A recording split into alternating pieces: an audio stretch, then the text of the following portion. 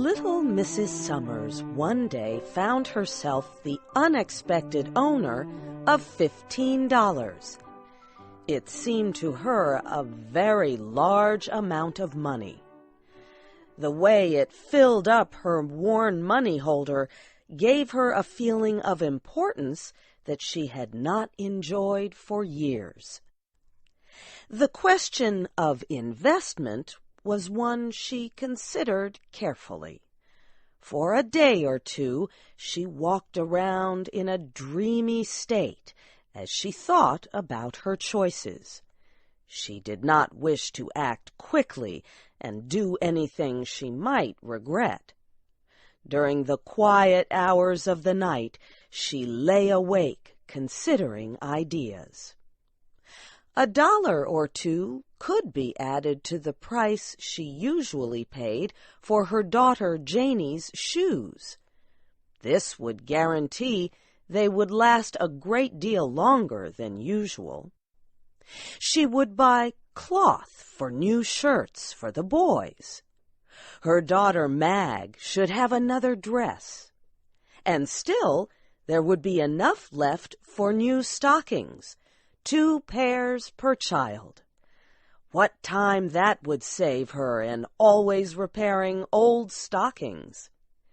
The idea of her little family looking fresh and new for once in their lives made her restless with excitement. The neighbors sometimes talked of the better days that little Miss Summers had known before she had ever thought of being Mrs. Summers. She herself never looked back to her younger days. She had no time to think about the past. The needs of the present took all her energy.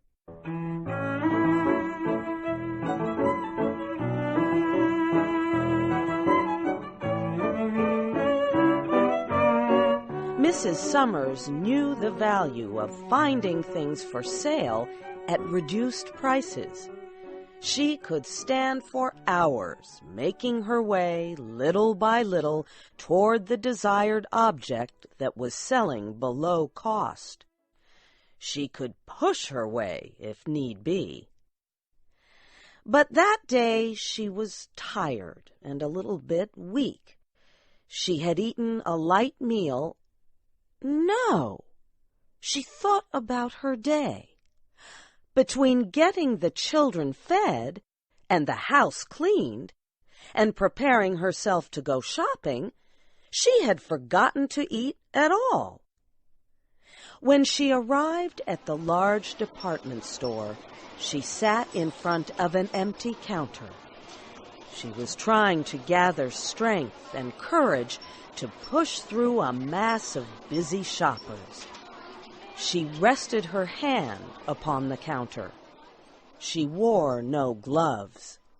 She slowly grew aware that her hand had felt something very pleasant to touch. She looked down to see that her hand lay upon a pile of silk stockings. A sign nearby announced that they had been reduced in price.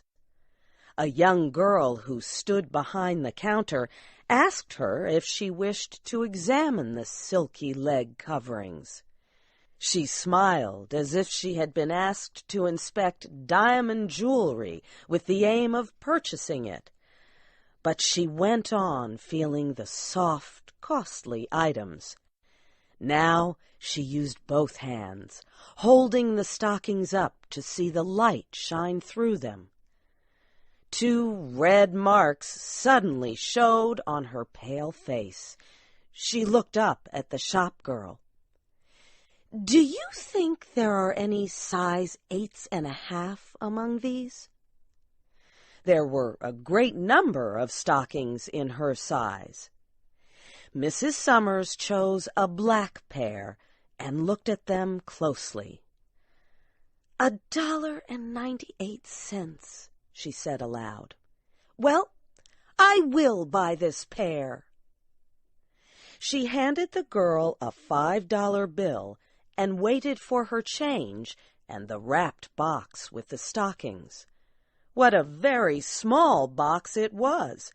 It seemed lost in her worn old shopping bag. Mrs. Summers then took the elevator, which carried her to an upper floor into the ladies' rest area.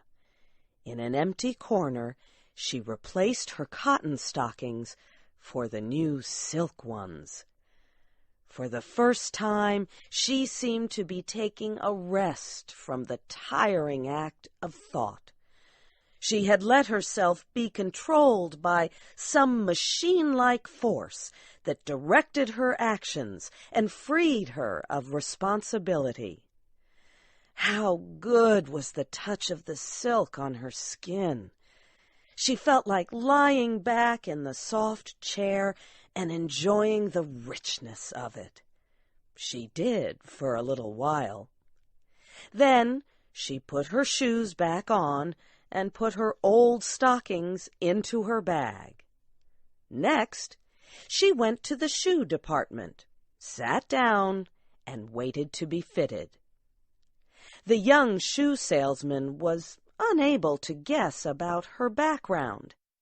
He could not resolve her worn old shoes with her beautiful new stockings. She tried on a pair of new boots.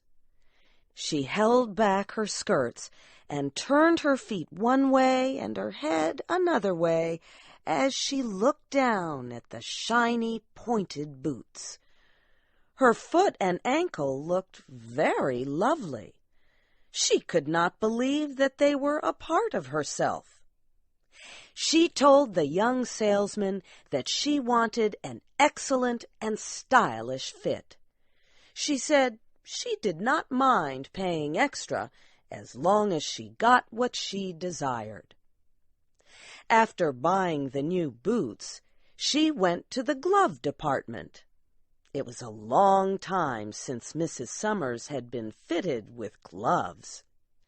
When she had bought a pair, they were always bargains, so cheap that it would have been unreasonable to have expected them to be fitted to her hand. Now she rested her arm on the counter where gloves were for sale. A young shop girl drew a soft leather glove over Mrs. Summers' hand. She smoothed it down over the wrist and buttoned it neatly. Both women lost themselves for a second or two as they quietly praised the little gloved hand.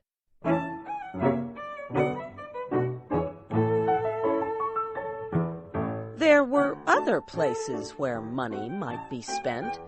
A store down the street sold books and magazines. Mrs. Summers bought 2 costly magazines that she used to read back when she had been able to enjoy other pleasant things. She lifted her skirts as she crossed the street. Her new stockings and boots and gloves had worked wonders for her appearance. They had given her a feeling of satisfaction, a sense of belonging to the well-dressed crowds. She was very hungry. Another time, she would have ignored the desire for food until reaching her own home. But the force that was guiding her would not permit her to act on such a thought. There was a restaurant at the corner. She had never entered its doors. She had sometimes looked through the windows. She had noted the white tablecloths, shining glasses, and waiters serving wealthy people. When she entered, her appearance created no surprise or concern, as she had half feared it might. She seated herself at a small table. A waiter came at once to take her order. She ordered 6 oysters, a chop, something sweet, a glass of wine, and a cup of coffee. While waiting to be served, she removed her gloves very slowly and set them beside her. Then she picked up her magazine and looked through it. It was all very agreeable. The tablecloths were even more clean and white than they had seemed through the window, and the crystal drinking glasses shined even more brightly. There were ladies and gentlemen who did not notice her, lunching at the small tables like her own. A pleasing piece of music could be heard, and a gentle wind was blowing through the window. She tasted a bite, and she read a word or two, and she slowly drank the wine. She moved her toes around in the silk stockings. The price of it all made no difference. When she was finished, she counted the money out to the waiter and left an extra coin on his tray. He bowed to her as if she were a princess of royal blood.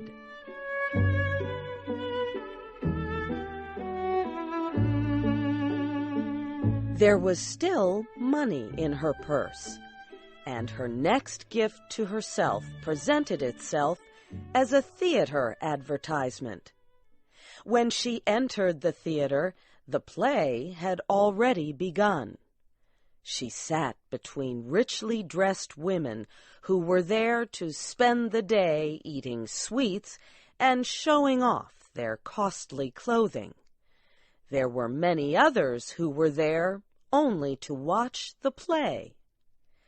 It is safe to say there was no one there who had the same respect that Mrs. Summers did for her surroundings. She gathered in everything, stage and players and people, in one wide sensation. She laughed and cried at the play.